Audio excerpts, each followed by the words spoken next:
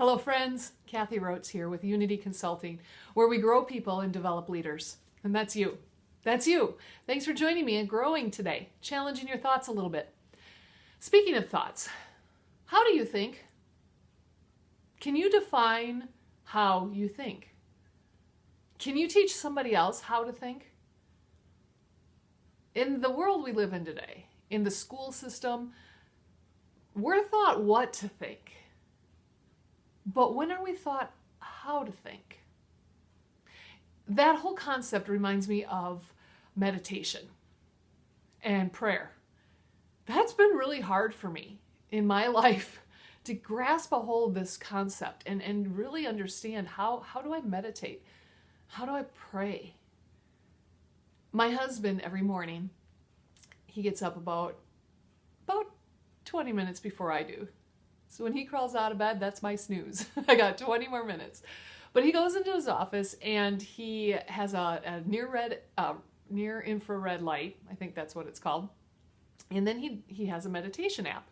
So he turns on the meditation app and it runs for 10 minutes and it plays some great music, really soft, soothing music, and it'll ask some questions at certain times.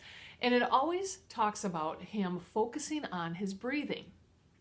Now, I don't participate in the meditation app, okay?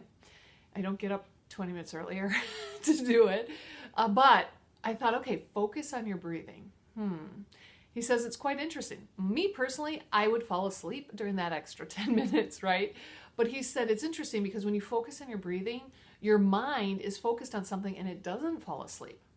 And he focuses at the top of his head and goes all the way to his feet. And you know when somebody says, oh, just relax, you tense up. So he said he purposely will tense every portion of his body and then relax it. And then he knows he's truly relaxing it. So he'll start, with his forehead and his eyes and his nose and his mouth, and he'll tense it and then he'll purposely relax it. You don't know if you're relaxing unless you tense it first. I'm like, well, that's really interesting. And then throughout this whole process, while this meditation app is talking him through meditation, I mean, they don't talk much, it doesn't sound like, but when it does talk to you, it asks you questions.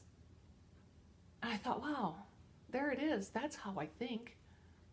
I ask myself questions to think differently. Like, what would be another way to think about this? Or how could I think opposite? When you really think about supporting people that you work with, supporting coworkers. I remember one time somebody came to my office and said, the copy machine's not working.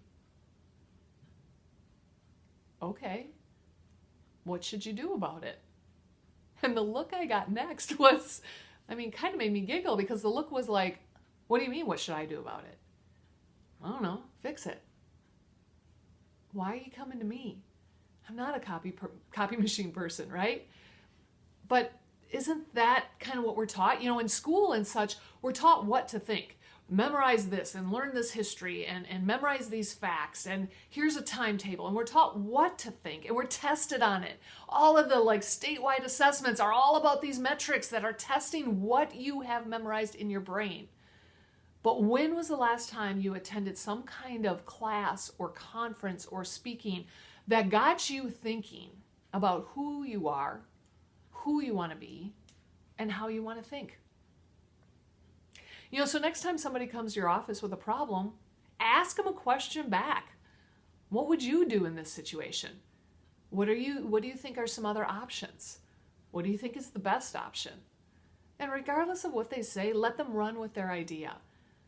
That's going to start to encourage them to think, right? And for you too, next time that you're stumped, ask yourself a question. Try to think opposite of your natural tendencies. And ask around.